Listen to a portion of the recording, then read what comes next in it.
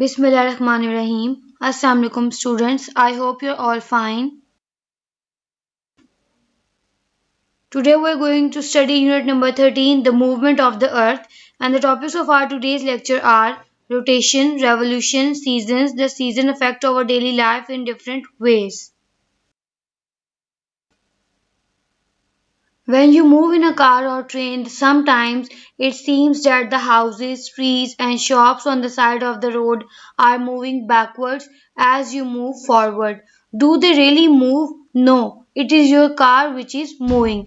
जब आप किसी कार में या ट्रेन में सफ़र कर रहे होते हैं तो आपको ऐसे लग रहा होता है कि जो सारी साइड पे चीज़ें हैं, घर, ट्री, शॉप्स, ये पीछे की तरफ जा रही हैं और आप आगे की तरफ जा रहे हैं। क्या ये चीज़ें आपको वाकई में लगता है मूव कर रही होती हैं? नहीं, असल में ये चीज़ें नहीं मूव कर रही होती, आपकी कार मूव कर रही होती है।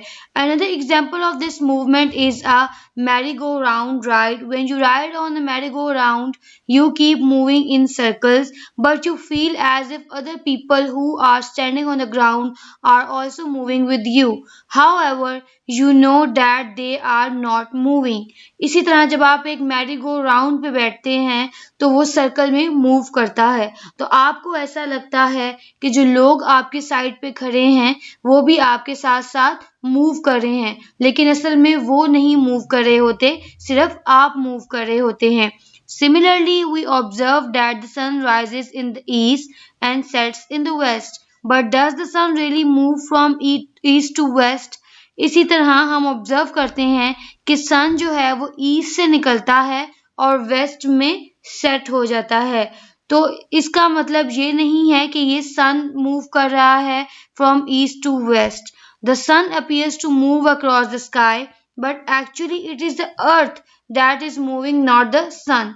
ये सन जो है ये हमारे स्काई में अपीयर होता है, लेकिन ये मूव नहीं कर रहा होता, असल में हमारी अर्थ है जो मूव कर रही होती है सन के around.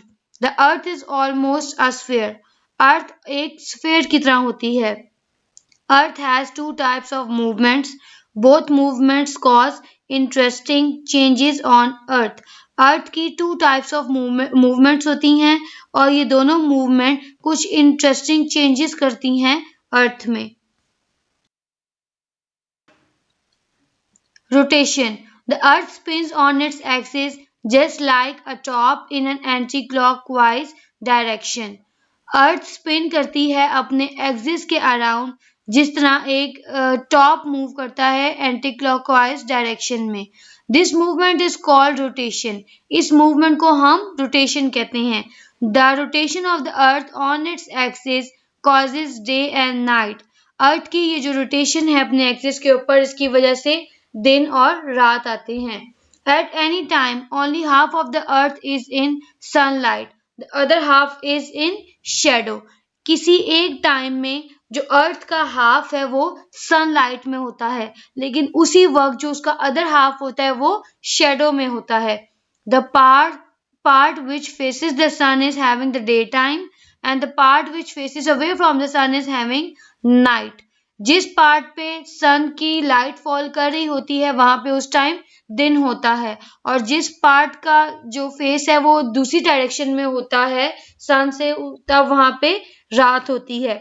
The earth takes 24 hours to rotate once on its axis. This period is called a day. Earth जो है 24 आवर्स लेती है अपने एक्सिस पे रोटेट करने के लिए, और इस पूरे टाइम को हम एक डे यानी कि एक दिन कहते हैं। Besides the axis, there is another imaginary line around the earth. This is called the equator. It divides the earth into two halves, the northern and the southern hemispheres. Hemi means half. Axis के अलावा एक imaginary line भी मौजूद है अर्थ के around, और उस imaginary line को हम इक्वेटर कहते हैं। इस इक्वेटर का ये काम है कि ये अर्थ के पार्ट्स को टू हाफ्स में डिवाइड करता है।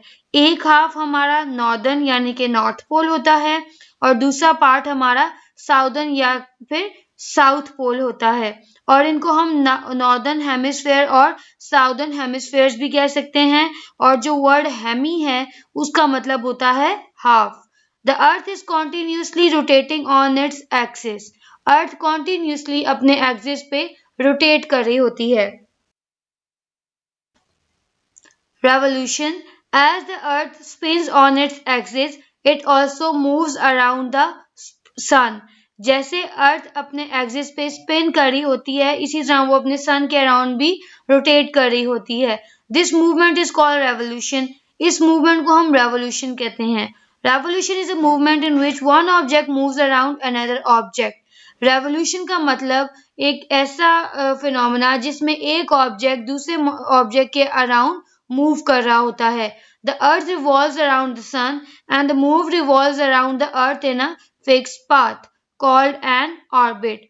अर्थ रिवॉल्व करती है सन के अराउंड और मून रिवॉल्व कर रहा होता है एक फिक्स पाथ में अर्थ के अराउंड, और उसको हम उसका ऑर्बिट कहते हैं। The Earth completes one orbit around the Sun in approximately 365 days.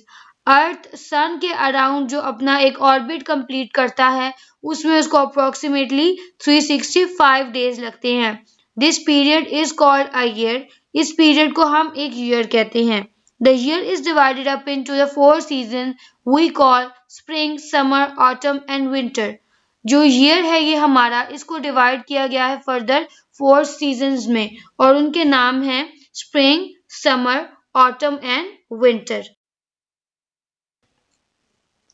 Seasons. The Earth is slightly tilted on its axis as its orbit around the Sun, which causes different parts of the Earth to receive different amounts of heat and light. अर्थ जो है वो slightly tilt करती है अपने axis पे और सन के around rotate भी करती है। इसकी वजह से अर्थ के डिफरेंट पार्ट्स पे डिफरेंट टाइमिंग्स में डिफरेंट अमाउंट ऑफ हीट और लाइट फॉल कर रही होती है। This tilt of the earth axis creates the season. ये जो अर्थ की ये टिल्ट होता है अपने एक्सिस के ऊपर, इसकी वजह से सीजन्स आते हैं। When the North Pole is tilted toward the sun, the northern half of और hemisphere is hot and has summer. जब जो नॉर्थ पोल होता है अर्थ का वो टिल्ट करता है थोड़ा सा सन की तरफ, तो जो नॉर्दर्न हाफ या नॉर्दर्न हेमिस्फेयर होता है वहां पे समर सीजन होता है। while the southern hemisphere is tilted away from the sun, और उस टाइम पे जो साउदर्न हेमिस्फेयर है वो सन से अवे दूसरी तरफ प्रेजेंट होता है। As a result, the southern hemisphere is colder at this time and has winter. इसकी वजह से जो साउदर्न हेमिस्फेयर है तब वहां पे एक ऐसा टाइम चल रहा होता है जब विंटर आया हुआ होता है। Similarly, while it is winter in the northern hemisphere, it is summer in the southern hemisphere. इसी तरह जब नॉर्दर्न हेमिस्फेयर में विंटर होगा तो उसी टाइम पे साउदर्न हेमिस्फेयर में समर होगा। The diagram below will help you to understand how seasons occur on the earth. ये जो डायग्राम अब आप देख रहे हैं इसके जरिए आप ये देख सकते हैं कि किस टाइम में ये अर्थ की किस टिल्ट पोजीशन की वजह से डिफरेंट सीजन्स आते हैं। The seasons affect our daily lives in different ways. जो सीजन्स आते हैं हमारी अर्थ में वो हमारी जिंदगियों पे डिफरेंट तरह के इफेक्ट्स रखते हैं। Due to the changes in the weather in different seasons, people change their clothing, foods, and activities. In some countries, people also celebrate different events which are related to particular seasons. जब ये seasons या weather change होता है तो उसी के मुताबिक लोग अपने कपड़े, खाने पीने की चीज़ें और अपने एक्टिविटीज़ जो वो करते हैं उनको भी चेंज कर लेते हैं। इसी तरह कुछ कंट्रीज़ में पीपल सेलिब्रेट करते हैं ऐसे इवेंट्स को जो रिलेट करते हैं किसी ना किसी सीजन से। Now move on to question answers. Question number 1. Select the correct answer from the choices. First, how many days does the Earth take to complete one orbit around the Sun? 24, 265, 365, 465. कि अर्थ को कितना time लगता है अपना एक orbit complete करने में सन के अराउंड? तो अर्थ को 365 डेज लगते हैं। So its answer is C part. Second, how many hours does the Earth take to complete one turn on its axis? 24 hours, 34 hours, 44 hours, 1 hour. के अर्थ को कितने आवर्स लगते हैं अपना एक एक्सिस कंप्लीट करने में? सो अर्थ को 24 आवर्स लगते हैं। So its answer is a part. Third, which of the following is correct? Seasons are caused due to the distance of the earth from the sun, rotation of the earth on its axis, revolution and tilted axis of the earth, orbit of the moon. इनमें से कौन सी statement correct है जिनकी वजह से season आते हैं? सो इसका आंसर है B part, rotation of the earth on its axis, कि जब अर्थ रोटेट करती है अपने एक्सिस के ऊपर तो उसकी वजह से सीजन्स आते हैं. सो इस answer is B part. Fourth, the fixed path of the earth on which it moves around the sun is called its dash, axis, orbit, equator, pole. कि जो अर्थ का फिक्स्ड पाथ है जिसमें वो सन के अराउंड मूव करी होती है उसको हम क्या कहते हैं? तो उसको हम ऑर्बिट कहते हैं. So its answer is B part. Fifth, the time the earth takes to rotate once on its axis is called a week, month, year, day. कि अर्थ को जो टाइम लगता है अपने एक्सिस पे एक रोटेशन कंप्लीट करने में कितना उसको टाइम लग रहा होता है? तो उसको एक दिन यानी कि एक डे लग रहा होता है. सो its answer is D part. Question number 2. Match the definition in column A with the correct term in column B. Column A में आपको कुछ डेफिनेशंस दी गई हैं और कॉलम बी में टर्म्स दी गई हैं. तो पहले आपने डेफिनेशन स्टडी करनी है और फिर ये देखना है कि वो किस टर्म की डेफिनेशन है और फिर जो नीचे ब्लैंक्स दी गई हैं उसमें आपने अल्फ़ाबेट्स लिखने हैं कि ये किसका आंसर है. First, the spinning of a body on its axis. किसी भी चीज़ की स्पिनिंग को उसके एक्सिस के अराउंड को हम क्या कहते हैं? तो उसको हम कहते हैं rotation. So its answer will be D. The orbiting of one object around another. किसी एक चीज का ऑर्बिट करना किसी दूसरी चीज के अराउंड उसको हम क्या कहते हैं? तो उसको हम रेवोल्यूशन कहते हैं. So its answer is C part. Third, to lean, incline, slope और slant. किसी भी चीज का लीन करना, इंक्लाइन करना, इसको हम क्या कहते हैं? तो उसको हम कहते हैं tilt. So its answer is E. Fourth, the path in space of one body as it goes around another body. Space में किसी एक बॉडी का पाथ जिसके जरिए वो दूसरे बॉडी के अराउंड रोटेट करती है उसको हम क्या कहते हैं? तो उसको हम उसका ऑर्बिट कहते हैं. So its answer will be B part. Fifth, the time the earth takes to complete one rotation on its axis.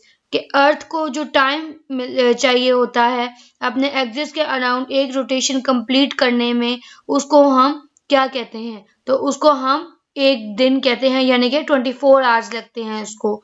So its answer will B A part. Question number 3, fill in the blanks. First, the imaginary line on which the earth rotates is called dash. कि earth की जो imaginary line थी जिसके जरिए वो rotate कर रही थी उसको हम क्या कहते हैं? तो उसको हम इक्वेटर कहते हैं. Second, the movement of the earth causing day and night is called dash. कि अर्थ की मूवमेंट जिसकी वजह से डे और नाइट आती है उसको हम क्या कहते हैं? तो उसको हम रोटेशन कहते हैं. Third, the earth moves around the sun and this movement is called dash. Earth की जो मूवमेंट है सन के अराउंड उसको हम क्या कहते हैं? उसको हम रेवोल्यूशन कहते हैं.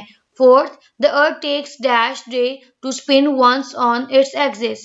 अर्थ कितने दिन लगाती है अपने एक्सिस पे एक दफा स्पिन करने के लिए? तो अर्थ 1 डे लगाती है. Fifth, the earth takes dash days to complete one orbit around the sun. कि अर्थ कितने डेज लगाती है अपने एक ऑर्बिट को कंप्लीट करने के लिए सन के अराउंड? तो अर्थ 365 डेज लगाती है. Sixth, the path in space of one body as it goes around another body is called an dash.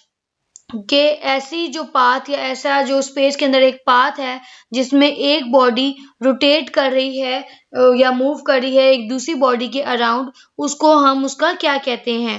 तो उसको हम ऑर्बिट कहते हैं. Seventh, changing season on the earth are caused by the earth tilt on its dash. जो seasons change हो रहे होते हैं वो अर्थ के किस टिल्ट की वजह से हो रहे होते हैं, तो वो अर्थ के एक्सिस के अराउंड टिल्ट को कहते हैं हम। 8. The area of the earth which leans toward the sun has the dash season. कि अर्थ का वो एरिया जो सन की तरफ टिल्ट होता है या लीन होता है और उसकी वजह से डैश सीजन आता है। तो इस टिल्ट की वजह से जो सन की तरफ टिल्ट है उसकी वजह से समर सीजन आता है। 9th, the area of the earth which leans away from the sun has the dash season.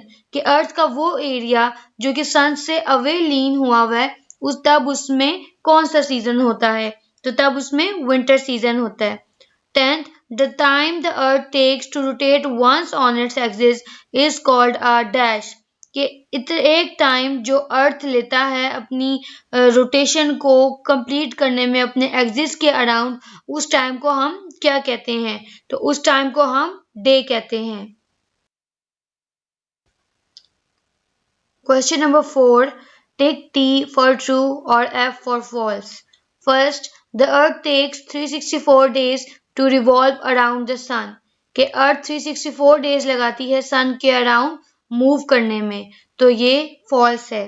Second, the earth spins on its axis. Earth अपने एक्सिस पे स्पिन करती है, its answer is true. Third, the rotation and revolution of earth is what causes seasons. कि earth की rotation और revolution की वजह से सीजन्स आते हैं, its answer is false. Fourth, the equator is an imaginary line running between north and south poles.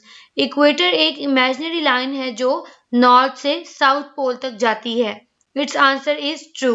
Fifth, the earth is divided by its axis into two hemispheres. Earth अपने axis में divide की गई है to hemispheres के जरिए, its answer is true. Sixth, the earth rotates from east to west. Earth rotate करती है east से वेस्ट में, its answer is false. Question number 5 part 1, why is summer hotter than winter. कि summer winter से ज्यादा hot क्यों होता है? Answer, tilt of earth axis creates the seasons. कि अर्थ के टिल्ट होने की वजह से सीजन्स आते हैं। When the North Pole is tilted toward the sun, the northern half or hemisphere is hot and has summer, while the southern hemisphere is tilted away from the sun, the southern hemisphere is colder and has winter. जब north pole tilt किया हुआ होता है sun के towards, तो जो northern half और northern hemisphere होता है वो उस टाइम पे बहुत गर्म होता है, जिसकी वजह से वहाँ पे समर सीजन होता है। लेकिन उसी टाइम पे जो साउदर्न हेमिस्फीयर होता है वो सन से अवे टिल्ट किया होता है, जिसकी वजह से साउदर्न हेमिस्फीयर पे विंटर सीजन आया हुआ होता है। Question number 5 part 2, how many seasons are there, name them. कि कितने सीजन्स आपकी अर्थ पे प्रेजेंट हैं और उनके नेम बताने हैं आपने। Answer, there are 4 seasons in a year, winter, summer, spring, autumn. एक ईयर में 4 सीजन्स होते हैं और वो हैं winter, summer, spring, autumn. Question number 6, write the labels for the diagram. आपको इसमें अर्थ की ये डायग्राम दी गई है और इन 3 पार्ट्स के नाम पूछे गए हैं आपसे, आपने इनको इसी तरह लेबल करना है।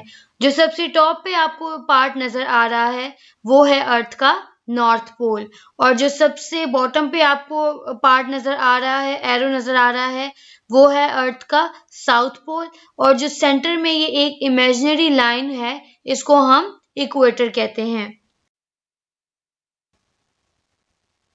Now we will perform workbook page number 19 to 20, which are your activities. First, on a map of the world or a globe, find the names of all the continents. Which ones lie in the northern hemisphere and which ones lie in the southern hemisphere? Make a list.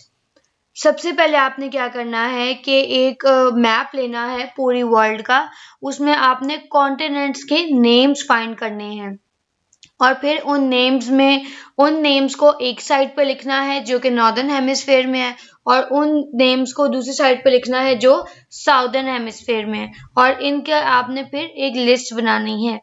Second, use a world map और a globe. Find the places listed in the table below and say approximately what time it is in those places. When it is 11 p.m. in Karachi, Pakistan, find 5 more places on the map of the world and ask your friend to tell you what time it is there.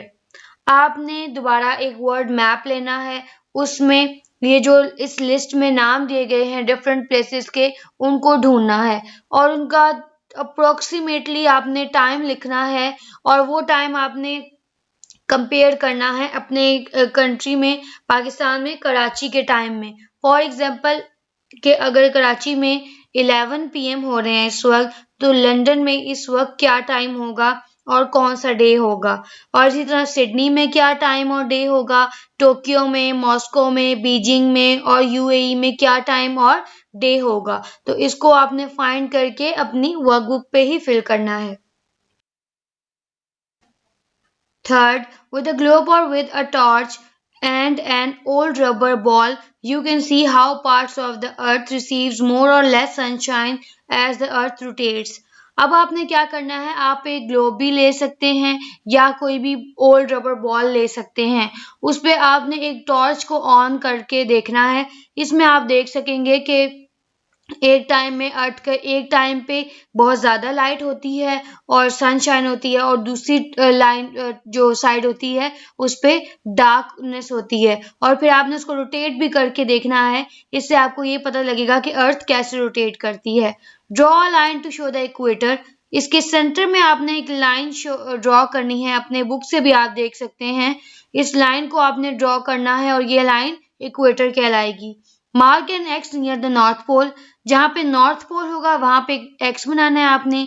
Put a large knitting needle through the ball. इस ball के अंदर से आपने एक बड़ी जो knitting needle होती है वो किसी घर में किसी बड़े के हेल्प से गुजारनी है। Tilt it slightly and gently rotate the ball.